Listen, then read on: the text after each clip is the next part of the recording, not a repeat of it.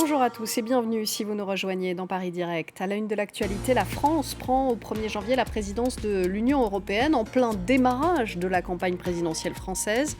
Sur les questions d'immigration, de protection de l'environnement ou du pacte de stabilité, Emmanuel Macron a multiplié ce jeudi les propositions pour les 6 prochains mois.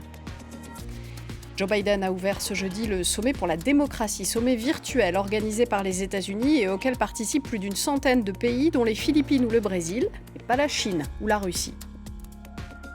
La Nouvelle-Zélande veut interdire tout simplement le tabac. L'âge minimum pour acheter des cigarettes va augmenter progressivement au point que les adolescents qui auront 14 ans en 2027 ne pourront jamais acheter de tabac de leur vie.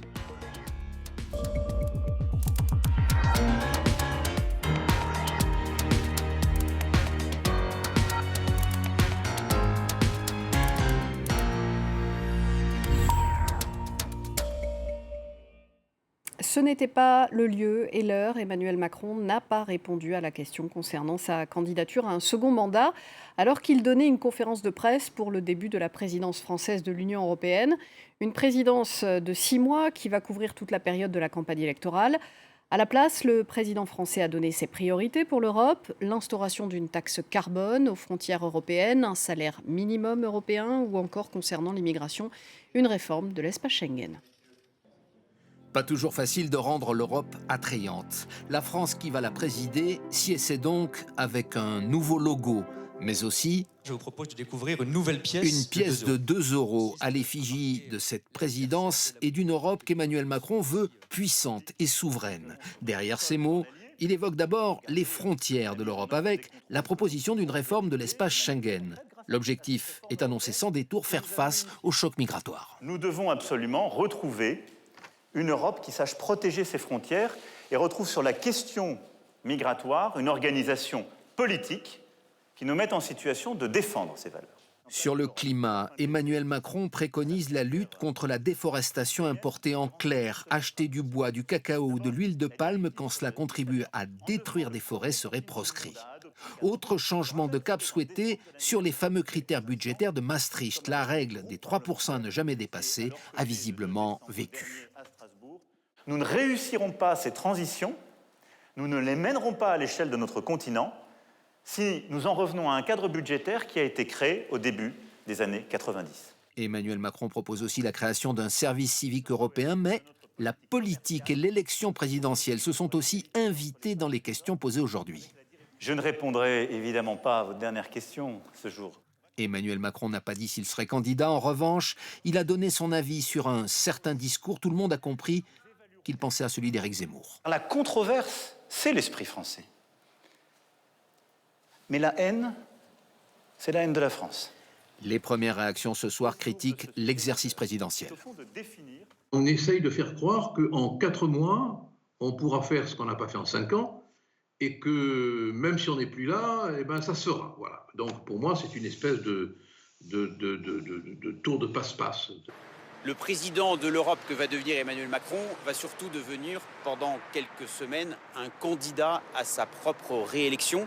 Il est donc dommage qu'il n'ait pas renoncé à la présidence française de l'Union européenne, qui aurait pu être décalée, comme les Allemands l'avaient fait. Aujourd'hui, le décor de la conférence de presse a changé plusieurs fois de couleur. Sur l'Europe, Emmanuel Macron espère imposer la sienne dans les 6 prochains mois. Le sommet pour la démocratie convoqué par les États-Unis s'est ouvert ce jeudi, sommet pour 2 jours en virtuel et pour lequel Washington n'a convié ni Pékin ni Moscou. Le message est clair. Sur les sujets discutés à ce sommet, la correspondance à Washington de Mathieu Mavin. Les nations qui ont accepté l'invitation de Joe Biden, et à commencer par les nations européennes, ressentent une certaine forme d'embarras. Les prises de parole sont globalement évasives. Il ne s'agit absolument pas d'un sommet, d'ailleurs. Ça serait techniquement impossible puisqu'on n'imagine pas un débat à plus de 100 participants. On va donc assister pendant 2 jours à une succession de déclarations initiales, un peu comme lors de l'Assemblée générale des Nations unies, à ceci près que cette réunion va justement participer à désunir les nations, à les ranger dans des catégories de démocratie et de non-démocratie, mais bien plus encore, cela va consister à hiérarchiser les démocraties, celles qui sont fréquentables, celles qui ne le sont pas, celles qui font semblant, mais qui en réalité enfreignent la perception américaine de la démocratie. C'est d'ailleurs dans cette catégorie que sont rangés les Russes et Vladimir Poutine, vous l'avez évoqué. Mais ce qui embarrasse tout particulièrement les Européens, c'est justement cette vision unilatérale venant d'une nation qui a signé le Patriot Act, fait preuve de complaisance vis-à-vis de la torture, bat tous les records d'incarcération et pratique la peine de mort, ou encore qui n'est jamais parvenu à fermer Guantanamo, pour ne citer que quelques exemples. C'est donc un sommet qui embarrasse, on l'a dit, où il sera pourtant essentiellement question de droits de l'homme. Le sommet doit durer encore 2 jours. Quelques jours après son entretien avec Vladimir Poutine, c'est pour le président américain une façon de renforcer la pression diplomatique. Est-ce qu'on est sur la constitution d'un nouveau bloc occidental ? Oui, en quelque sorte. Et dès lors que la Chine et la Russie ne figuraient pas au nombre des invités, il devenait assez évident que cet événement est un outil de plus pour Joe Biden, un outil de découpe du monde en 2 catégories, ceux qui seront avec l'Amérique et ceux qui ne le seront pas, dans cette conception très bidenienne du monde, c'est-à-dire un monde bipolaire qui prépare la planète au prochain choc, décrit si souvent par le département d'État et le Pentagone d'ailleurs, un choc face à la Chine évidemment, qui sera économique, politique et pourquoi pas militaire, c'est une des options. Joe Biden est un enfant de la guerre froide et ici à Washington, ses détracteurs considèrent qu'il n'est désormais plus capable de considérer le monde autrement que reposant sur ces 2 blocs ennemis surarmés et aux visions philosophiques et politiques irréconciliables. Ajoutons enfin que globalement, l'événement embarrasse plus qu'il ne rassemble, puisque participer vient peut-être pour Joe Biden, en tout cas, à valider la vision américaine du monde, ce qui n'est clairement pas la position de la France, par exemple, qui entend bien faire résonner sa 3e voix en s'éloignant, par exemple, du Royaume-Uni ou de l'Australie ou encore du Brésil. Des violences intercommunautaires dans le nord du Cameroun ont fait au moins 25 morts, selon des sources contactées par France 24. Au moins 3000 personnes ont fui ces violences et ont trouvé refuge au Tchad. Le récit de Laurent Brestécher. À pied ou en pirogue, les rescapés affluent par centaines dans ce camp de réfugiés à N'Djamena. Bineya Haroun n'a pas bougé depuis son arrivée il y a 2 heures. Encore traumatisé, il peine à raconter les événements de la veille. Ils m'ont pris mon bétail, mes moutons et mes vaches. Ils ont incendié ma maison. L'un de mes fils a disparu. Mon frère et mon beau-frère ont été tués. À l'origine des violences, un conflit opposant une tribu d'éleveurs, les Shoa, à celle des pêcheurs Mousgoum, 2 communautés voisines basées à l'extrême nord du Cameroun. Un conflit ethnique et territorial qui s'est envenimé ces derniers mois, notamment autour de la question de l'accès à l'eau. Depuis dimanche, de nouveaux affrontements ont fait des dizaines de morts et les attaques semblent gagner en intensité. D'après les témoignages qu'on a eus de ces personnes qui ont fui ce conflit, ils disent qu'il y avait eu aussi des attaques ciblées dans des domiciles des personnes. Et donc ce qui a fait que cette vague est un peu différente de la première. En août, des violences avaient déjà éclaté entre pêcheurs et bergers au nord du Cameroun, faisant une dizaine de morts. Selon le président tchadien, environ 30 000 réfugiés camerounais se trouveraient actuellement au Tchad. La Nouvelle-Zélande annonce un plan visant à interdire progressivement le tabac. Pour l'instant, il faut avoir au minimum 18 ans pour acheter du tabac dans le pays. À partir de 2027, cet âge limite augmentera d'1 an tous les ans. Ceux qui auront 14 ans à cette date ne pourront donc jamais acheter du tabac. Un pays entier sans tabac, ce serait une première mondiale. Et la Nouvelle-Zélande entend montrer l'exemple. À partir de 2027, les personnes âgées de 14 ans et moins ne pourront plus acheter de tabac, et ce, pour toute leur vie. Nous voulons nous assurer que les jeunes ne commencent jamais à fumer. Nous légiférons pour une génération sans tabac et quand la loi sera entrée en vigueur, il sera interdit aux détaillants de vendre des produits contenant du tabac aux moins de 14 ans.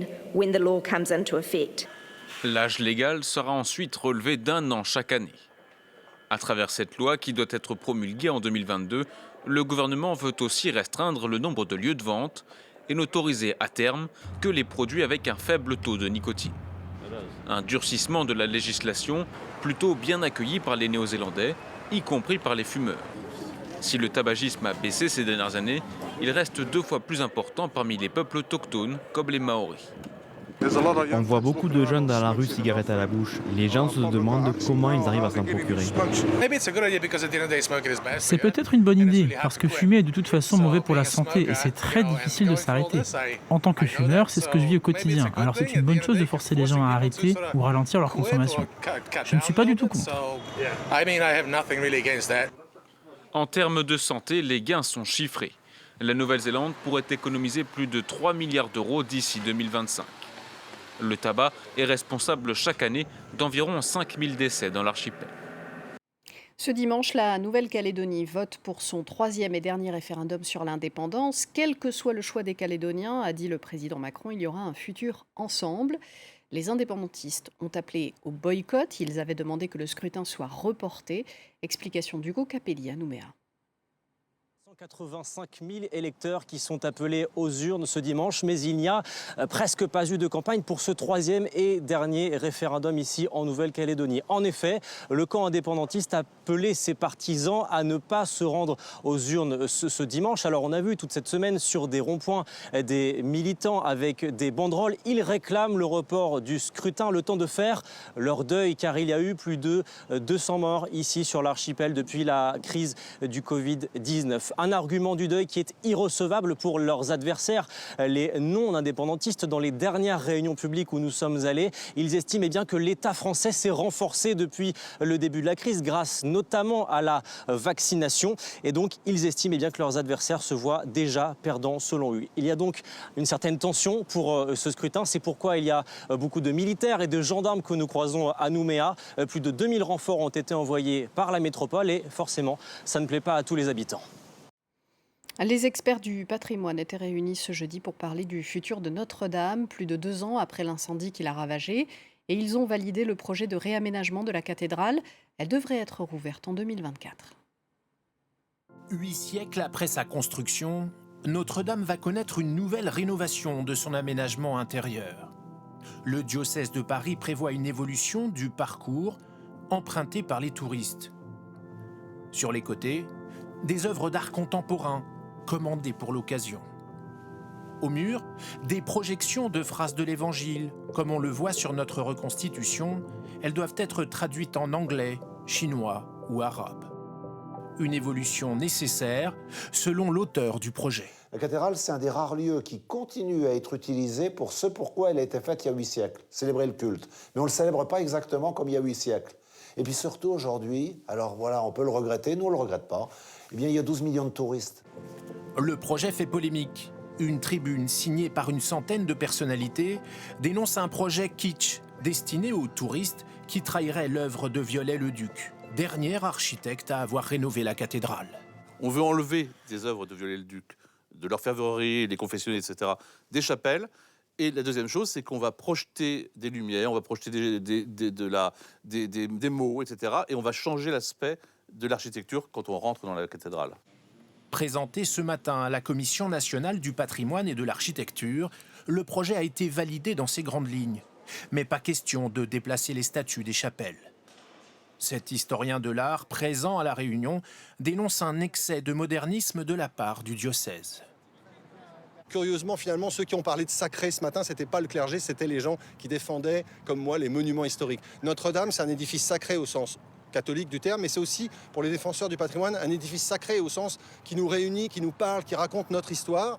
Et il nous semble qu'à certains points de réglage du débat, il faut garder ça présent à l'esprit. D'autres réunions sont prévues avant les décisions définitives. Les débats pourraient durer encore 1 an.